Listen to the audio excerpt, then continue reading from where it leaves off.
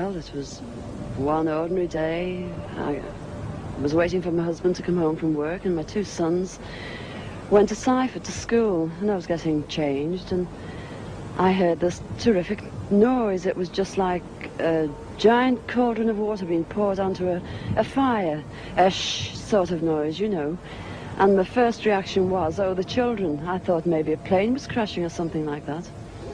And I slipped my jumper on and went outside to find my two sons lying flat on the ground in the garden in front of the house, shouting, "Mummy, Mummy, there's a flying saucer." Well, naturally, I just said, "Come on, don't be stupid. Come in the house." But felt sort of a strange sensation. Wended my way up the side of the house to where we had a pump where we used to get all our water from, and automatically looked up to see this, all I can describe, this huge Mexican hat. It was stationary, this thing, and it was bright silver in colour, and it had a dome. A dome. It was tilted to sort of, I could see the occupants in it. You saw people in it? I saw people in it. There were two people in there. These people were beautiful people. That's the only way I can describe them. They had long golden hair, like a page boy bob, just like the old kings. You used to see photographs of the old kings. And the colour of the hair was golden. Now, I was really... What were they dressed in? They had a sort of a polo neck jumper affair, like a ski top suit, in pale blue. Now, these people weren't sat behind, one behind the other. They were sat together, but this, whatever it was tilted so that I could see them and they could see me. Were you looking at them through windows, through portholes, or what? No, not portholes. It was just sort of like a cockpit, I suppose, that had this perspex or glass or whatever it was. They could see me anyway, and I could see them. And they had beautiful faces. I shall never forget their faces as long as I live. Their foreheads seemed to be a bit larger than, you know, the bottom of their faces as normal people you would expect to see. But maybe this was just whatever they had round their heads, which was like a transparent fishbowl. And they just looked. And I was absolutely paralytic with fear. I couldn't move, although my mind was ticking over. And they looked so sympathetic that I was just mesmerized for what seemed to be, ages, but it could have only been seconds. And I turned to sort of look down at the boys, was unaware that they were with me because I was so absorbed. And the next thing, I looked up and it was gone. How low had it been? It had been the height, I couldn't tell you. But the house that you've seen, it was just on top of the roof. It was hovering on top of the roof. How big was it compared with the size of the house? It swallowed the whole circumference of the roof. I couldn't see, the roof was completely blotted out. The chimneys I couldn't see. All I could see was this massive object that I described as like a Mexican hat without the bubbles. And then it flew away sideways or upwards? No, I didn't see. I just looked up and it had gone. But I assume it went straight up, because for a short while after in the sky I looked around and I said to my two boys, "Where, can you see anything? Can you see anything?" And they said, "There it is, Mum," and they pointed up, and I watched it. It was just like a little cotton reel in the sky, and it circled us 3 times. It went round 3 times, and then it just shut off, and that was it. When I started to analyze myself afterwards, I feared that I might have had an hallucination, but then I knew I hadn't had, because my sons were so sure about what they'd seen and what I'd seen. And it went through my mind that it was a secret weapon from Russia, and then I thought, well, it can't be that, because if they had something like that, they wouldn't need to fear anybody or anything. Were you scared by it? Did you run indoors? Oh, I was petrified. I couldn't move.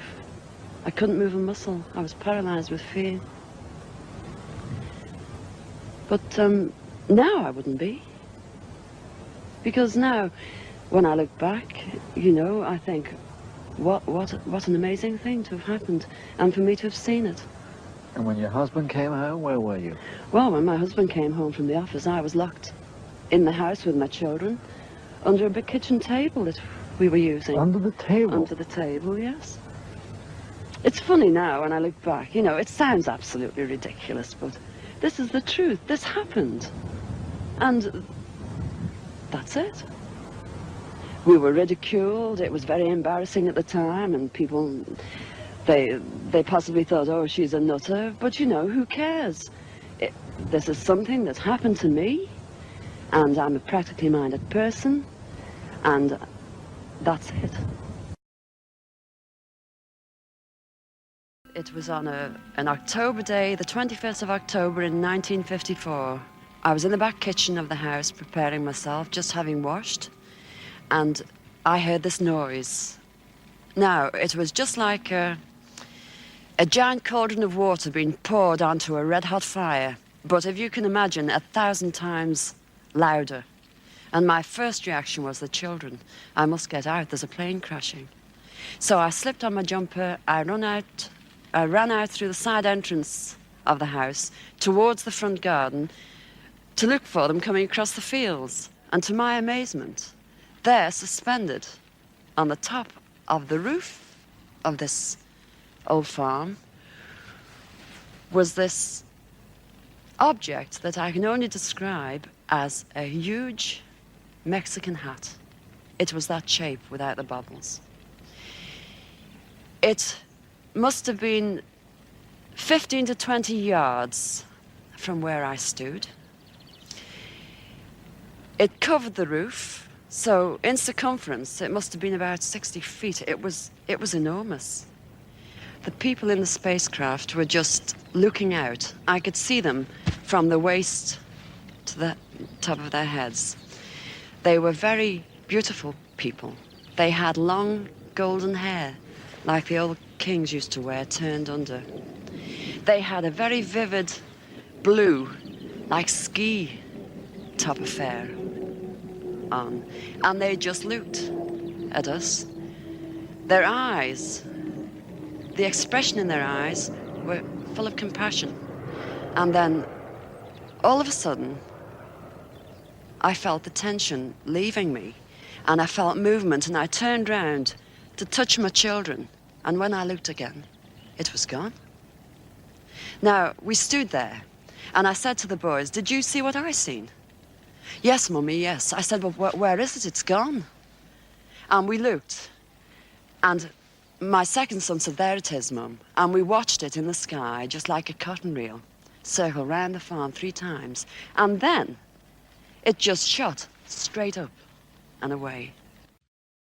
And the face is a slim either side. A lot slimmer. Beautiful. Would that be why the Gavin Gibbons, when he did the illustration, I think it was a UFO News or something, that was a lot thinner in the face? Yeah, that's right. Right.